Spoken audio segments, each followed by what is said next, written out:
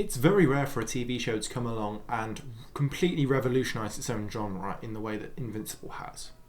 The way Invincible stands out from every other superhero show or movie is very interesting for me. It's not the first superhero-themed thing to be animated and achieve mainstream popularity. It's not the first superhero franchise to try and use humour. It's not even the only show that tackles the idea of an evil Superman. I mean, hell, there's another one like that on the same streaming platform. But the reason Invincible is so great is because it does all of these things, does everything so well. Invincible has all the benchmarks required to be a truly great superhero show. Or, scratch that, just a great show in general. It has incredible action, which is gory enough for adults to watch, yet it's bright and colourful, so it doesn't feel over the top. It has some amazing character development. Omni-Man in particular is one character who gets a really interesting and emotional change throughout his journey. It has humour that makes sense for the characters and the shows that they're in. You have serious characters like Cecil and the Immortal, who rarely ever show emotion and, don't goof off and are very serious all the time. And then you have characters like Rex Splode and Alan the Alien, who are silly and light-hearted. And to further emphasise this, they got two comedic actors to voice their characters. Whereas in other hero franchises, like the MCU, all the characters eventually become sarcastic and silly, even the ones that are really supposed to be serious, which really ruins the experience as it lacks seriousness.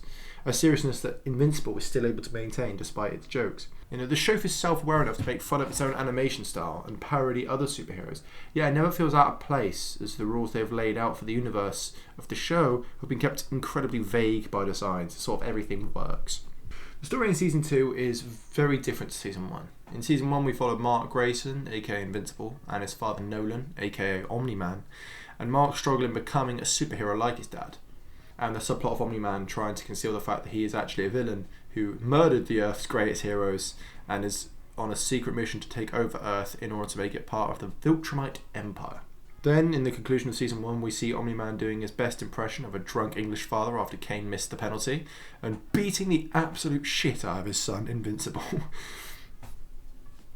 Then, when he's about to land the killer blow, he flies away out of Earth's atmosphere to an unknown fate. Then, in Season 2, we uncover that Omni-Man had flown to a new planet inhabited by bug people and had become emperor of the planet and had started a whole new family with these bug people.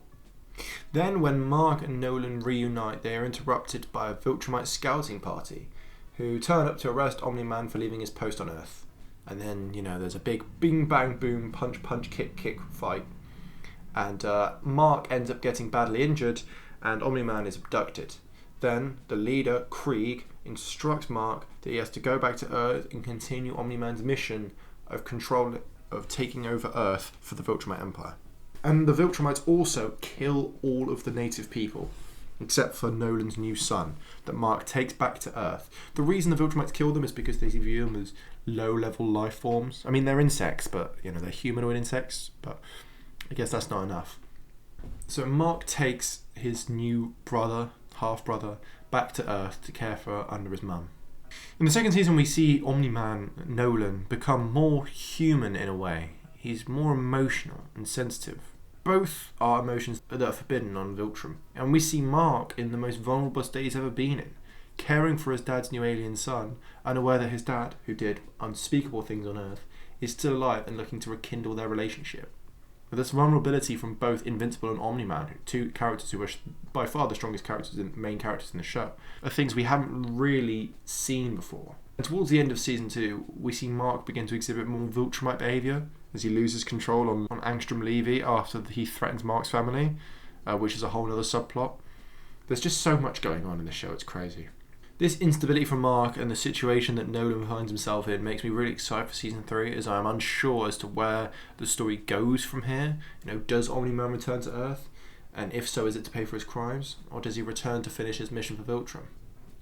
Does Mark stay a good guy? Or does he turn to the Viltrumite Empire as well? Which would be unlikely, given his character.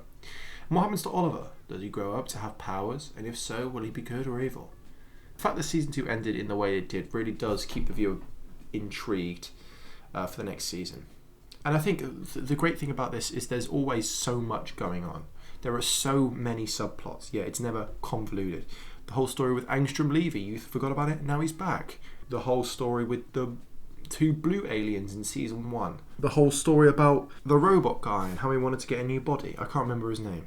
And how now him and Monster Girl have a relationship. And then you got Rexplode, who almost dies. And then Eve, who's got her own story going on. And the Immortal, who all of a sudden doesn't even know what he wants to be doing and if he can continue to be a superhero. And you've got Duplicate, who dies but doesn't die. There's so much going on in this show. And the fact that they can have so much going on and have it never feel overwhelming is really quite impressive. They've got so many characters and there's so many possible directions. They've deliberately kept it open. You don't know which direction the story's going to go in. Is Alan the Alien going to come save the day? Is Nolan going to stay a good guy? Is Invincible going to stay a good guy? Does Eve get with Invincible, or does Invincible stay with Amber? What happens to all the alien robot things that Cecil created? Do they become useful against the Viltrumites? Where does any of this go? And that's the really important thing. Most importantly, I think it's important to recognise how great the first 2 seasons have been, you know. Whilst we're looking forward to season 3 and season 4, it's also important to look back on seasons 1 and 2. You know, they've had great action, great dialogue, witty tongue-in-cheek humour that's never forced or unnecessary, and most importantly, great character development, leaving us wanting more. This is why I believe Invincible is a masterpiece.